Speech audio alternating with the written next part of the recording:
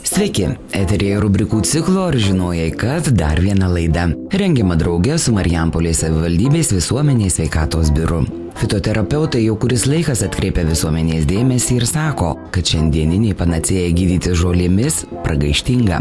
Žmonės įsivaizduoja, kad jos neturi jokio neigiamo poveikio, todėl neretai gydosi patys arba pasikliauna neprofesionalų patarimais. Tačiau iš tiesų augalai ne tik turi toksiškų medžiagų, galinčių mus nužudyti, bet ir reaguoja su cheminiais vaistais. Ką turime žinoti, norint nepakenkti savo, kaip naudoti iš pažiūros nekaltus augalus visai netrukus eteryje. Pasiklausykime žolininkės Danutės Kunčienės ir Marijampolės savivaldybės visuomenės sveikatos biuro visuomenės sveikatos stiprinimo specialistės Inetos Dabušinskaitės pašnekesio. Labadiena. Labadiena. Taigi, pradėkime nuo šiek tiek tiesmuko klausimo. Vis dėlto vaistažolės yra profilaktinė ar gydomoji priemonė prieš ligas? Pirmiausia, būtų gerai, kad mes nesirgtume ir kad turėtumėm supratimą, kas yra profilaktika. Ir tada mes turėtumėm puikią pagalbą iš tų vaistinių augalų. Manau, kol nesergame, reikia ir kreiptis į Dievo sodą, kuris yra pilnas vaistinių augalų, maistinių augalų ir geražolių. Geros žolės ir aš vadinu taip ir mano pavaduotojas Marius Lasinskas, vaistininkas, mes sugalvojom, kad piktžolės pavadinsim geražolėm. Ir galbūt atsiras naujas šitam leksione žodis ir jūs garšva, žliūgė, kiaulpienės ir kitas, kur jūsų darže atsirado lysvėje nenumatyto žolelės, pavadinsite geražolėm ir mokėsite jas kaip pritaikyti profilaktikai, savo sveikatai gerai palaikyti. Ir tada vaistinėlėje reikės mažiau turėti augaliukų. Tai nuo to ir pradėkime. Ypatingai pavasarį, kai dabar įželdino žemę daug žolynų, ir pievos geltonuoja, tai kiaulpienė mūsų gražuolė, stipruolė. Šituo metu, sakyčiau, prancūzai eina iš proto dėl kiaulpienės ir kaip gydomąją žolę, ir kaip maistinę žolę naudoja. Tai mes trupučiuką dar ją keiksnojam. Tai linkiu visiems įsimylėti kiaulpienę, susidraugauti ir profilaktiškai panaudoti. Ypatingai kiaulpienės lapeliai salotom tinka ir kokteiliui vienas kitas. Jeigu jau yra kartoka, galima 20 minučių sūriam vandenį palaikyti, tas kartumas nebus toks stiprus, nors kartu skonis yra skonių karalius ir už tai yra kiaulpienė karalienė, nes jinai turi pakankamai kartumo. Dabar žiedelio kaklelis, tai yra stiebelis, sakau, kokiu ilgu kaklu kartais būna žiedelis, kaip ir mes, ilgesnis, trumpesnis, yra visi geri. Bet juos irgi reiktų mums panaudoti. Mes galėtumėm žiedus panaudoti, kotus panaudoti, lapelius, o po to rudenį šakneles. Tai dabar, kada nusiskinsime žiedą su visų koteliu, mes galėtumėm kokius 3 suvalgyti dienoje stiebelius su žiedu. 14 dienų, kad palaikyti kepenų veiklą arba patvarkyti, trupučiuką pagerinti virškinimą, pagerinti medžiagų apykaitą, praturtinti vitaminais, kurie lapuose yra labai gausus. O šito suvalgę mes jau pasigerinsim sveikatą ir galbūt cholesterolis blogasis pamažės ir kiti dalykai pasitvarkys. O taip, tai jeigu į ateitį žiūrėti vaistinėlę, tai sakyčiau, galite susidžiovinti ir turite susidžiovinti kiaulpienių lapelių susidžiovinti ir kiaulpienių žiedų kotelių. Galite susidžiovinti. Turėti arbatėlį žiemai arba mišinukui, miltukų pasigaminti. Žiedus nedžiovinkite, nes bus daug pūkų kambarį. Nes žmonės, kai nežino, tai žiedus džiovina ir ateina pilnas kambarys pūkų, pienės pūkų. Jie bedžiūdami pavirsta į pūkelius. Žiedus reiktų susišaldyti arba susimalti ir mažais kiekiais susimaišyti su medum pasidaryti arba tiesiog ištraukas daryti. Aš tai dažniausiai žiedus užsišaldau ir kai man reikia žiemą aš išsiimu ir į arbatą prasiturtinu, tada įsidedu ir su žiedeliais kiaulpienės taip. Dar kartą kiaulpienė, primenu, skystina kraują ir įtakoja teigiamai mūsų sveikatą. Dabar prie kiaulpienės galim pridėti dilgėlę. Dilgėlė tai yra, sakysi, tirština kraują, bet kartu su kiaulpienė yra puikus priedas mūsų kraujui pagerinti, mūsų, kai sakau, hemoglobinui. Tai linkiu ir su dilgėle draugauti, kartu kiaulpienę sujungus. O garšva tai turėtų būti irgi sudžiovinta ir miltukų turėti žiemai pakankamai, kad praturtinti savo maistą, kaip vaistą turėti. Vaistažolių sudėtyje yra gausybė įvairių cheminių junginių, turinčių vienokį ir kitokį poveikį, tačiau dažnai žmonės linkę yra patys savo jas pasiskirti. Taigi, ką reikėtų žinoti, nusprendus vartoti vaistinius augalus? Kokius apribojimus galėtumėte įvardinti? Iš tikrųjų, jeigu mes labai gerai ir nepažįstame tų augalų, nesusipažinę ir dar mums nėra bėdos, problemos ir jau pradedame naudoti, tai jau mes ir save žalojame. Mes negalime į priekį už savaitės, gal tenai jums pasidarys kokia problema peršalimo, pradėti dabar gerti čiobrelį, kad to neatsitiktų. Yra visai kiti dalykai. Dėl to, sakyčiau, nereiktų piknaudžiauti, nežinant. Tada pasiimti draugą, kokį biologą, botaniką ar kokį dar vaistininką, kuris pažįsta augalus ir su juo pasivaikščiojus, pamačius, jo patarimų paklausius, galima naudoti. Tai aišku, jūs mėtą, pavyzdžiui, ne mėtą, pipirmetį, mes žinome, jeigu biški pilvo problemos kokios yra, tai mes gerime. Bet puikiai mums gali padėti kmynų arba tą virškinimui pagerinti labai puikiai.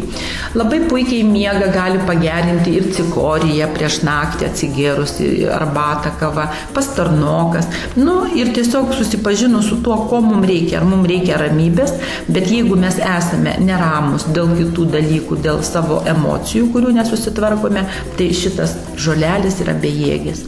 Mes turėtumėm pirmiausia nusiteikti ir kaip mes einame rinkti augalų, tai labai noriu priminti visiems, turim būti net iš vakaro, nepabambėję, švarus, išsimaudę. Ir mūsų žolininkai eidavo močiutės, motulės, gėdodamos, nekalbėdamos, užsidėję švarius baltus marškinius ir šventai rinko tuos žolynus ir rinko tik tiek, kiek reikia, o ne dėl to, kad ten jų yra daug, o gal prireiks. Ir paskui tiesiog juos išmeta.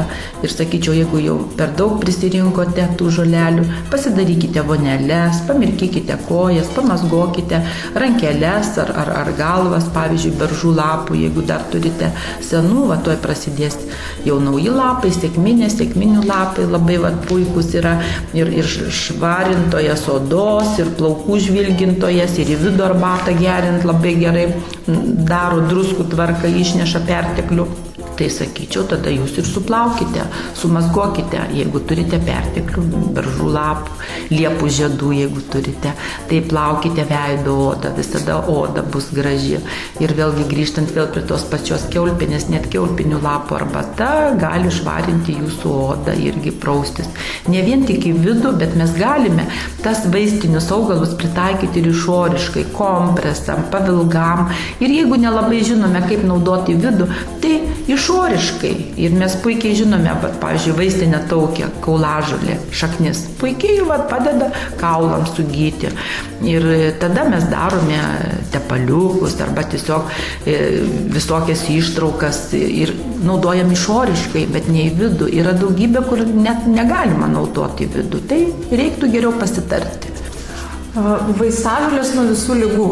Dažnai girdima skambi frazė.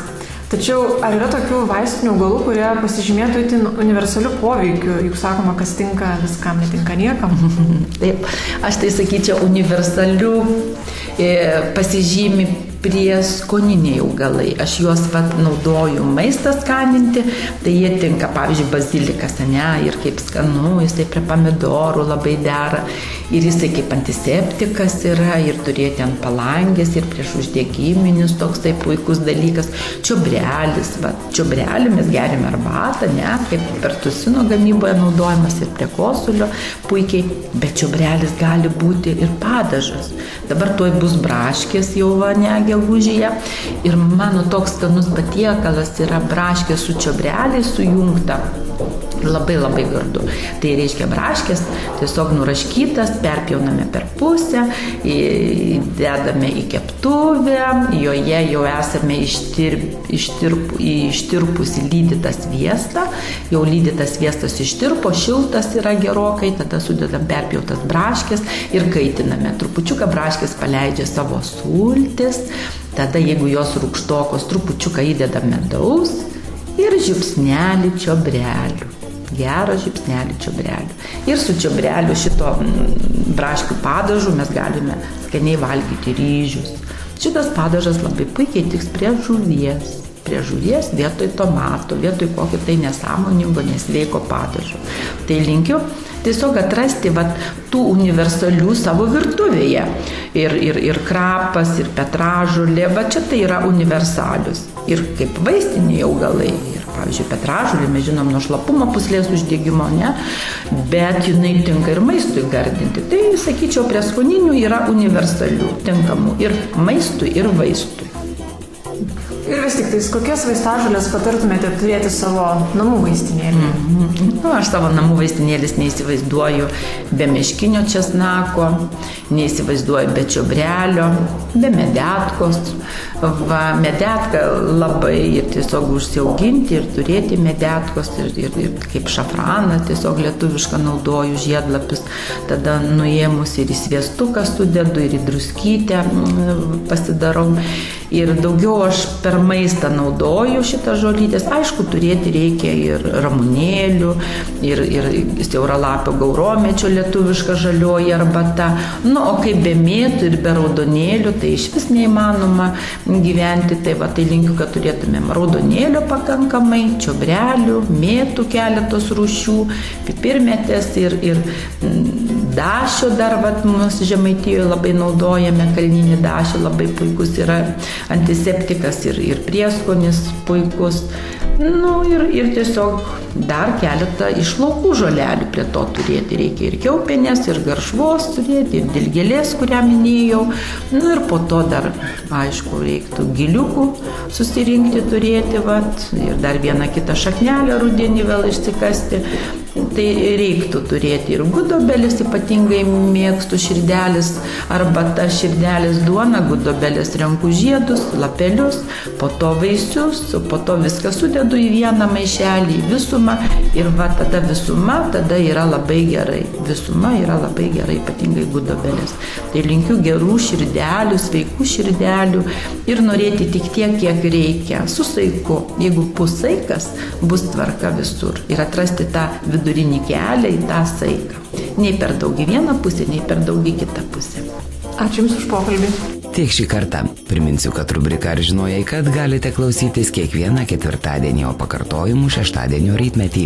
Mes siekdami, kad rubrikos būtų naudingos kasdieninėme jūsų gyvenime, kviečiame jūs aktyviai dalyvauti kūrybinėme procese. Jūsų klausimų ir pasiūlymų laukime elektroniniu paštu noriu-girdėti@gmail.com. Daugiau informacijos apie Marijampolės savivaldybės visuomenės sveikatos biuro veiklą, renginius ir užsiėmimus rasite biuro svetainėje adresu marijampolės.vsb.lt. Visos naujienos Facebook paskyroje Marijampolės visuomenės sveikatos biuras. Rūpinkime savo ir artimųjų gerą savijautą patys, o mes tenksimės naudingą informaciją jums padėti išlikti sveikiems. Iki kitų susitikimų.